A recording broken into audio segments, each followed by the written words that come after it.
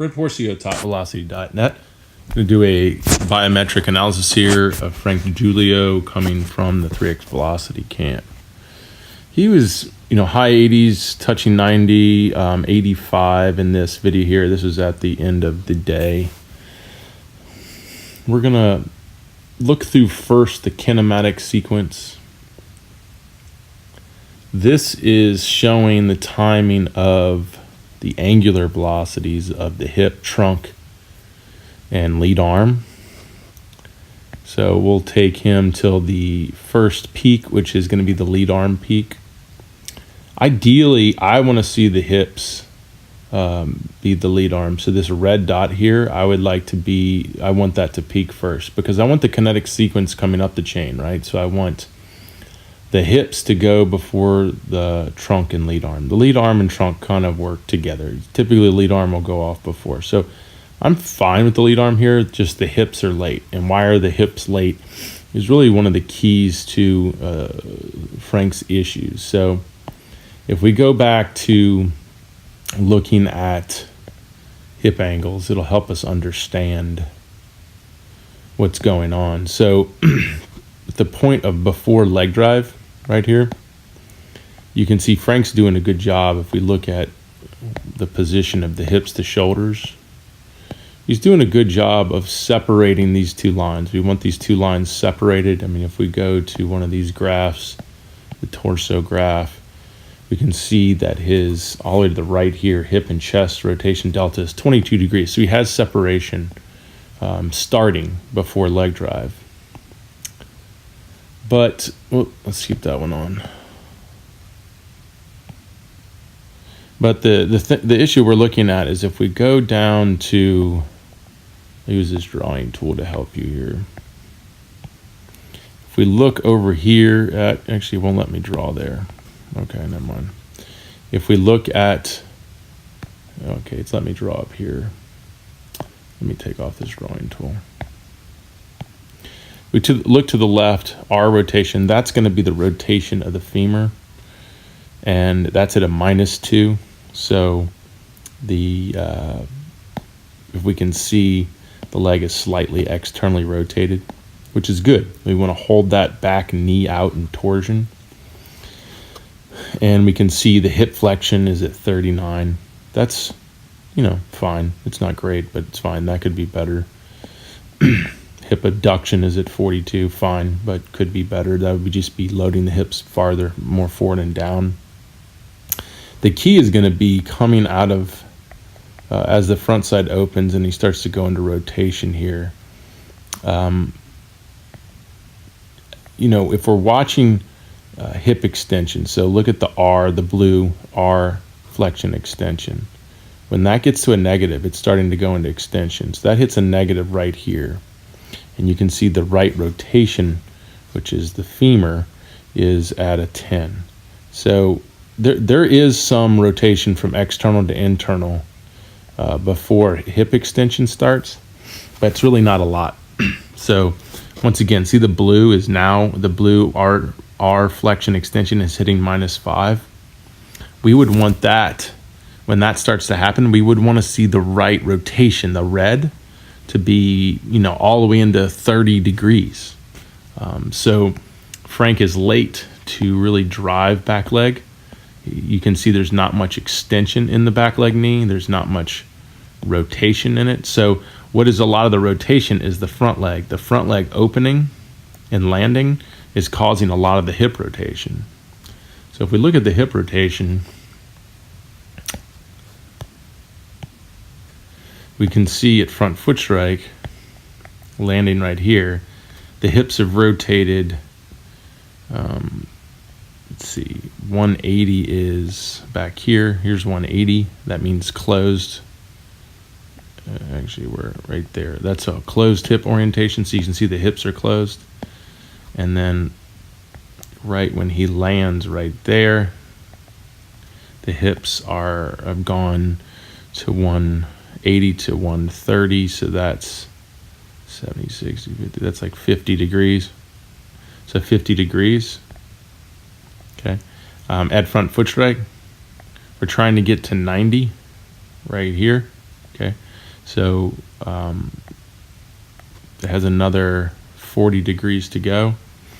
I mean, it's not bad. Ideally, though, to tell you the truth, I think the mobility aspect actually isn't bad. It's really when we look at this point, it's when we look at the speed of it. So if I go back to the Kinematics Sequence and I look at the hip speed, so that's right where we peaked. Notice how where I was stopped at front foot, that's where the red dot peaked, and that's at 594, almost 600 degrees per second. Okay. Ideally, I think that's pretty, good, 600 to 700.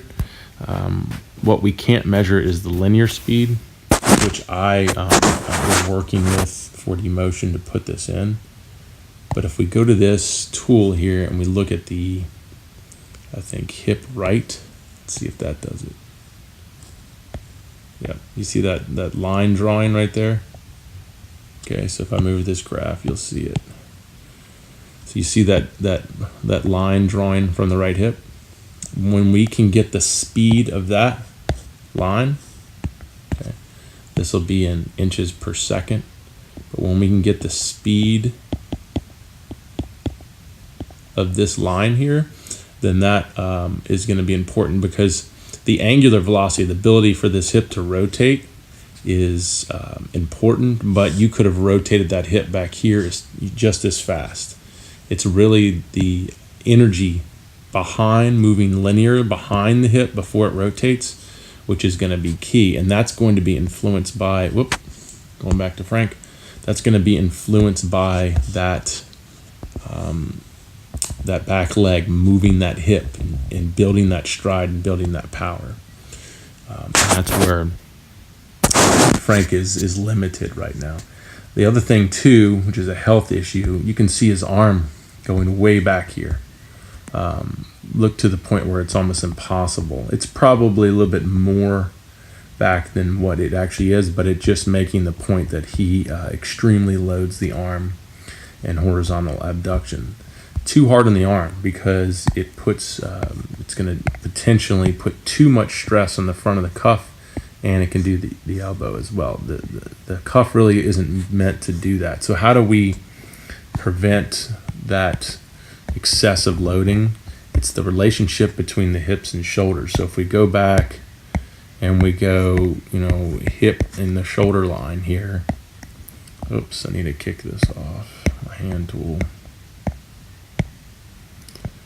We can see that there's not much separation between these two lines. So if we were able to, let me use that drawing tool again. If we were able to get these lines farther apart, then this wouldn't have to go back so far. So you basically can call this another line.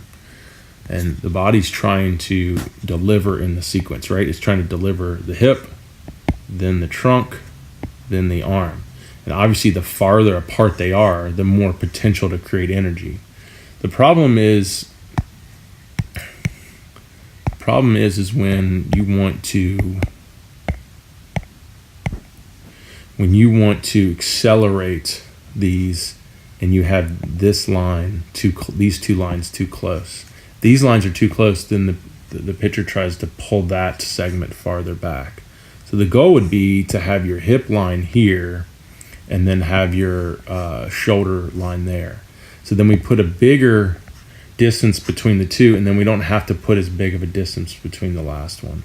So really the key for Frank to stay healthy is to get the hips to drive through more with more separation. So, I mean, you could say the shoulders could even be more closed, and but he does as he throws harder. So he could close his shoulders off more. He could definitely get more power behind the hip, which will open up the Kinematics Sequence to be more separated, and then everything will travel through healthy. Because you can see here when he's going, his arm is still pulling back. Like I said, I think that's a lot more extreme than what it really is, but it's just showing how much drag he's putting on the arm.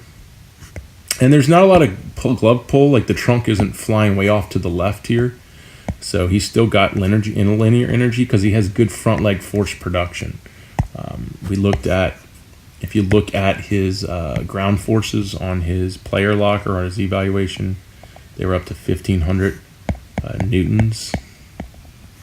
And you can see that front leg really extending, which is helping to move this trunk forward and accelerate his velocity as well.